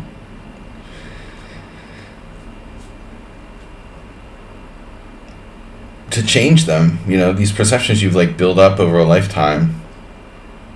Realize like they're no longer valid. No problem. How long did I have that move? Oh, it just appeared. Okay. Yeah, he doesn't really do calculation too much unless it involves like a cheapo for him. Maybe Hiroku's playing blindfold. What do you guys think? It's a totally new theory. It's a hell of a blindfold game you got there, bro. I think you got some potential.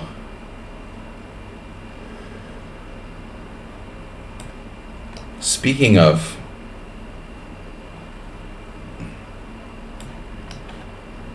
Gariev. Now he's going into defensive mode. Alright, guys. You want to play this last game against Valisma? Who's Valisma? Valisma from Venezuela. Okay. What's the difference? One more game. Chess Queen, 1992. Oh, now we're getting all kinds of challenges. What's going on? I can't do that. I can't do that. I can't do 3 challenges. I should leave after this game, but this position is starting to piss me off now. Alright. I just have to play King D2 and then not let his rook penetrate. Now I have 3 challenges, 2 challenges. I gotta go. First things first. Get active. You will not get your rook in the game. But he does have that counterplay. Not enough, though. Gotta give him credit. He's kind of one-dimensional. I think he only thinks about what he can do. Maybe that's the secret. He doesn't think about the opponent's moves at all. But he's okay when it's like regarding his ideas. He calculates things for himself, but nothing for the opponent, it seems like. He's got like literally no prophylactic thought at all. Just what I can do. What cards do I have?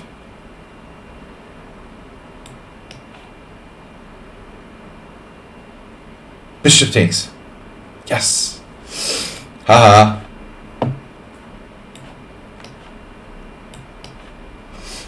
Tricked you.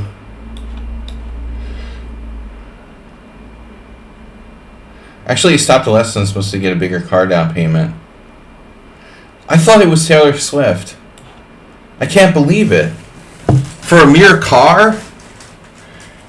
I would understand if you quit taking lessons because of Taylor Swift. But that's just like, wow, that hurts my feelings.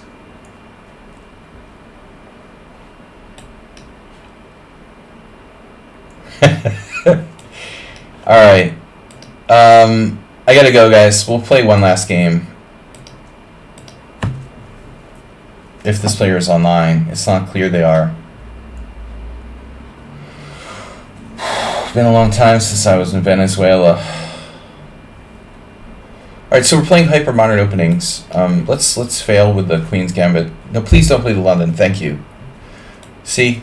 Real chess players from Venezuela don't play the London system.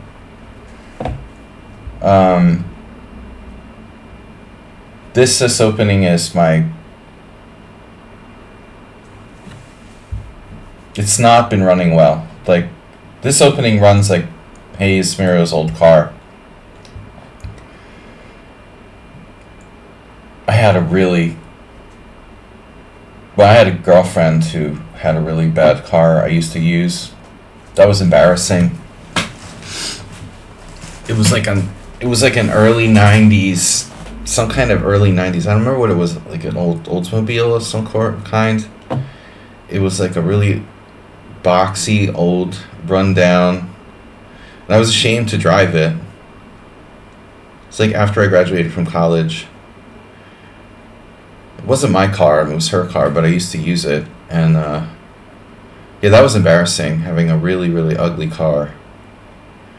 Queen C2.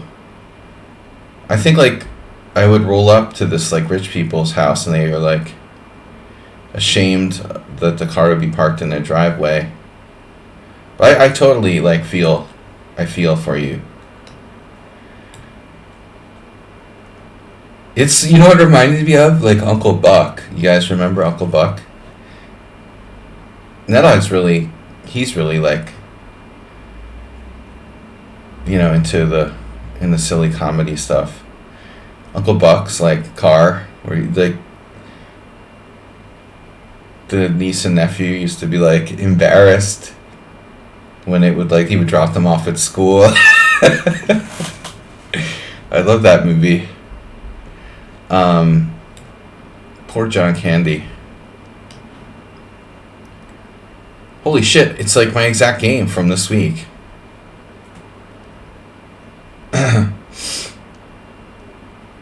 The Uncle Buck was awesome. I had this like really wealthy clients who I used to teach their kid who lived in like some cul-de-sac in some rich suburb, and they never said anything, of course, but I always felt like my car, like, you totally felt like Uncle Buck. I wanted to park like a block away.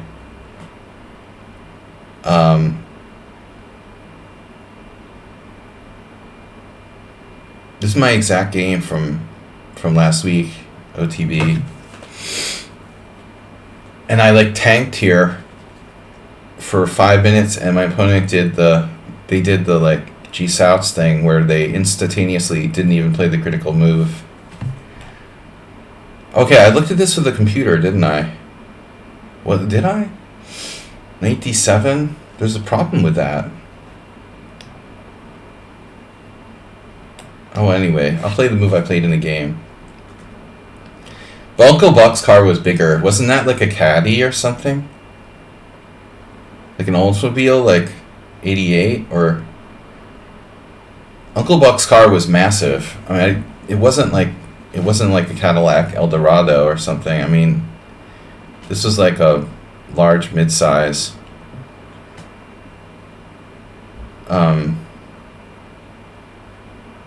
I don't know Oldsmobiles too well. It was some kind of Oldsmobile. Oh, do you remember that, Nedog? Yeah. Oh, actually, I probably drove you in that car. Oh, you remember? Didn't I drive us to a tournament in that car? You remember. You actually drove in that car. There was like trash pouring out.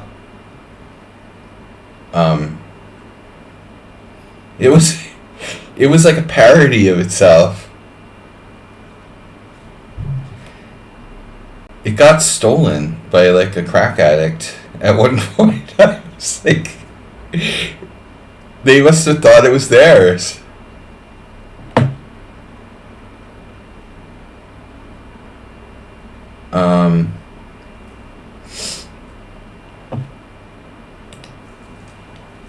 Anyway, we're having fun today. Rip John Candy. You see, he did exactly what my opponent did. The insta d5. Like, you know, you can win a pawn here, right? Most people are materialistic, but I forget what the engine said. I think that it's unsound. Maybe not. I'll have to double check it. What are the chances I get the exact position? We went to a few tournaments. Yeah, I remember. Although, you know, being as old as I am, Nedog, you know, you weren't my first. I wasn't a virgin when I took you to those tournaments, you know.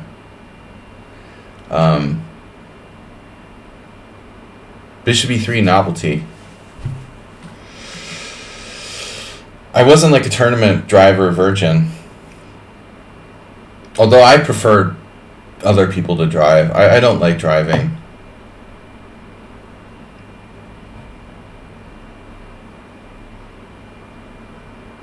This is a new approach. My opponent played a weird move in the OTB game.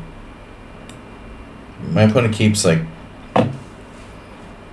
leaving and coming back. He left the game, comes back. Left the game, comes back. Must be like Venezuelan internet.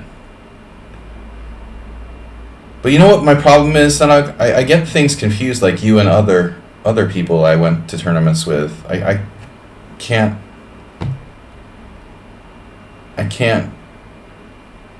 you know, keep it straight. Like which tournaments went with you and other people sometimes. So sometimes I mix up the memories of certain things. The one tournament I remember like with you for sure was the Mass Open when I won in Western Mass. Well, not Sturbridge, but wherever. Springfield or wherever the hell we went. I remember that distinctly. And then the others are kind of vague.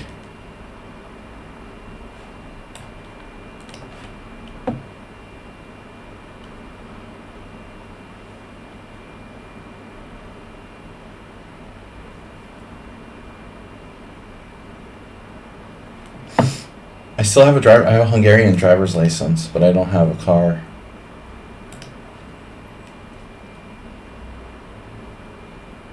I don't want to have a car, especially in the city. It's a disaster. Man, this guy is awfully good, no? I got another challenge now. No more challenges. We'll be here all day. This is a 2-hour stream. We both won that one. I had a draw with Josh Friedel before he was a grandmaster in that tournament. I remember that game. I looked at it later and it wasn't a bad game. I drew him and I drew Kalinin. Whatever happened to that guy, Kalinin? He was like this weak grandmaster who just like randomly appeared and then disappeared. Back to Russia or whatever. I've never even heard of him. Maybe he's like dead or something. That was weird. He seemed really weak to be a GM, but he was, you know, like IM strength.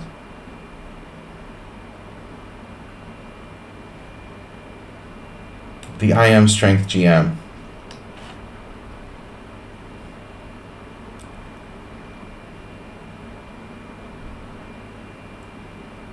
Friedel. Frank Friedel. Yeah.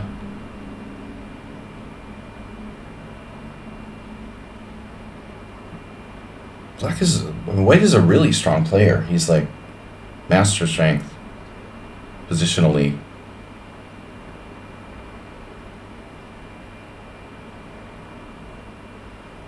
He's playing better than the 2100 FIDE player I played objectively last week. That guy gave me some chances. White is playing like perfectly here.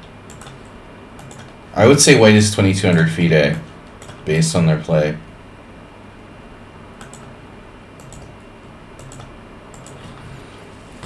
In this game. They're probably 1100. If they're young, they're 1100. He keeps like leaving the board and coming back, which is kind of sus. Alright. Now I've got a problem with my bishop. We may have to take measures to resolve that.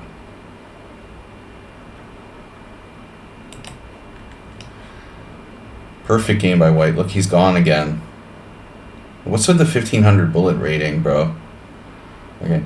1800 blitz.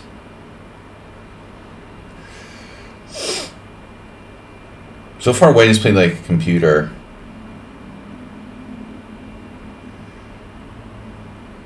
Usually when I get a last challenge for the day, it's almost always an engine. And then I'm like, why the hell did I stay for another like 10 minutes to play with an engine? That's like, I don't mind like if people cheat, but don't cheat like in the last game I play. Because that pisses me off. I'm like, why did I play a computer for like 20 minutes and then lose?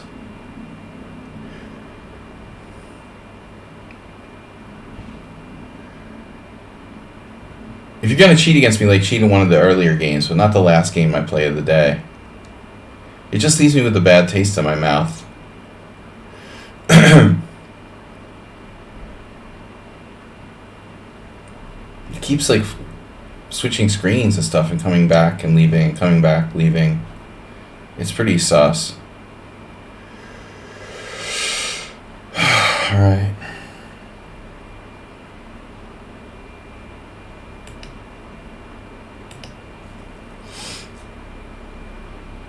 Perfect game by White. I couldn't have played it better myself.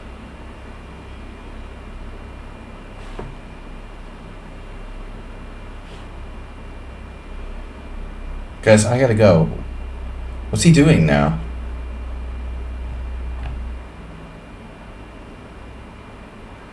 Can you report it if it is casual? Of course. I gave up like reporting people though. It's just a waste of time.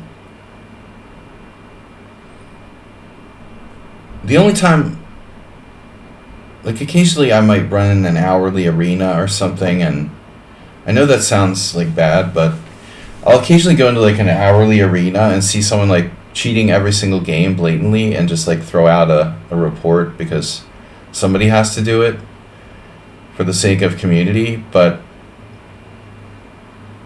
it feels like almost a waste of time. But then again, that's like a bad attitude. It's like, it's kind of like why, you know, it has nothing to do with casual or not casual. Of course, you can report people for cheating in casual games. If they can cheat in casual, then why wouldn't they cheat in rated? You know, it shouldn't matter. Absolutely not. It's irrelevant, you know. It's not okay to cheat in casual games. Some people might think that, you know, I don't know why, but... Am I lost yet, Donkey? I could sack a piece, maybe.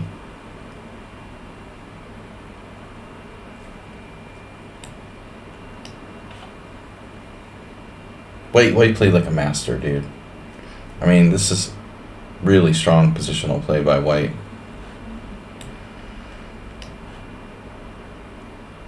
I mean, he's 2095, but why is he 1500 bullet and 1800 blitz? Like, they're so pretty low for this kind of positional play. Very, very good fundamental positional play by White in this game. Way beyond what you would normally see. Online, especially. I mean, this is like OTB caliber 2200 play by White. Wow, his last game was an assignment with St. Louis Chess Club and won with 98% accuracy. Well, you never know. You know, it could have been but I don't know. Wait, St. Louis Chess Club. I thought they were like banned from lichess. Okay, lichess just won't like promote their shit anymore, which is good. But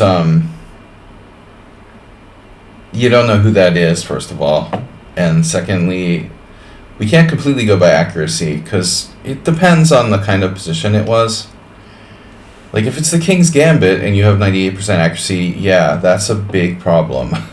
If it's like, I don't know, a really symmetrical position where nothing happened and one side like lost on time, then obviously it's a totally different story. So the answer is like it depends. Actually, if you click on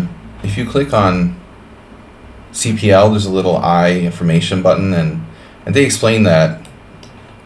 lichess makes an effort to explain that, but yeah, this game is really, really clean by White. You know, I hate it when it's like my last game of the day.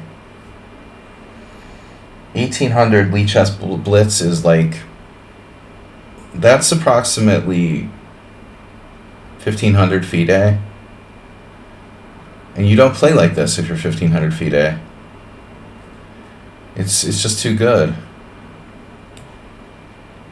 Too solid, you know?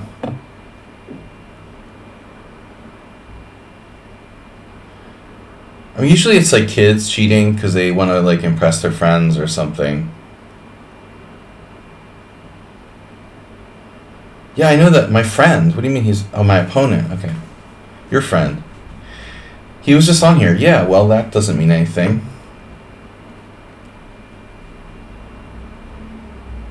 I'm just saying, like, the blitz rating is really low. He's been screen switching a lot. The style is super, super solid for this level of rating. But then again, I'm sometimes, like, paranoid.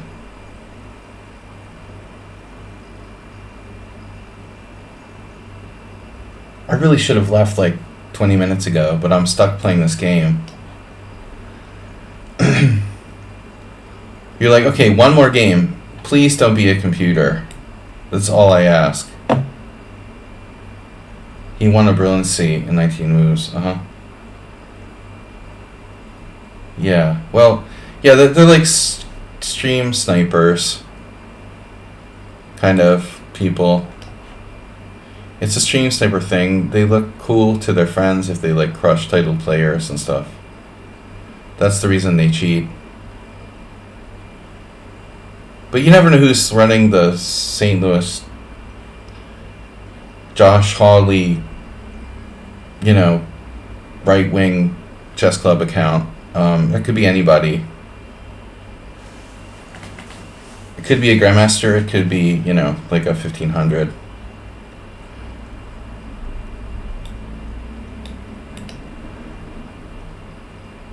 Yeah, White's like defending like perfectly now.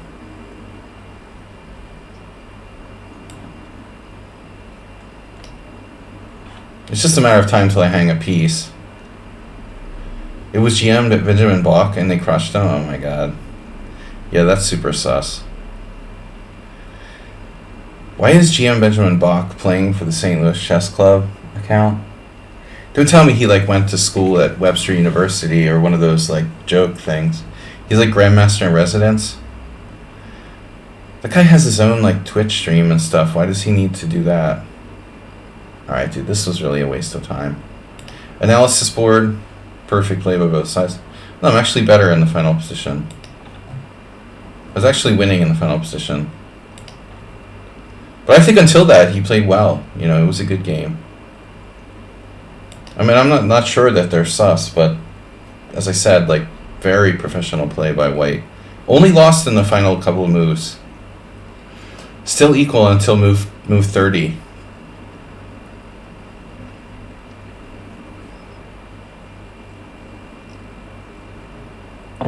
Anyway, yeah, he was like better the whole game. But as I said, I mean, White played like a 2200. That's what we saw here. Not a computer necessarily, but a 2200, I would say. He was very similar to the 2100 I played last week over the board, around the same level, which I nearly lost. Yeah, alright, anyway, it was fun. See you guys later. Thursday subscriber stream. Maybe Friday I'll do like a kick stream or something. We'll do the subscriber stream here.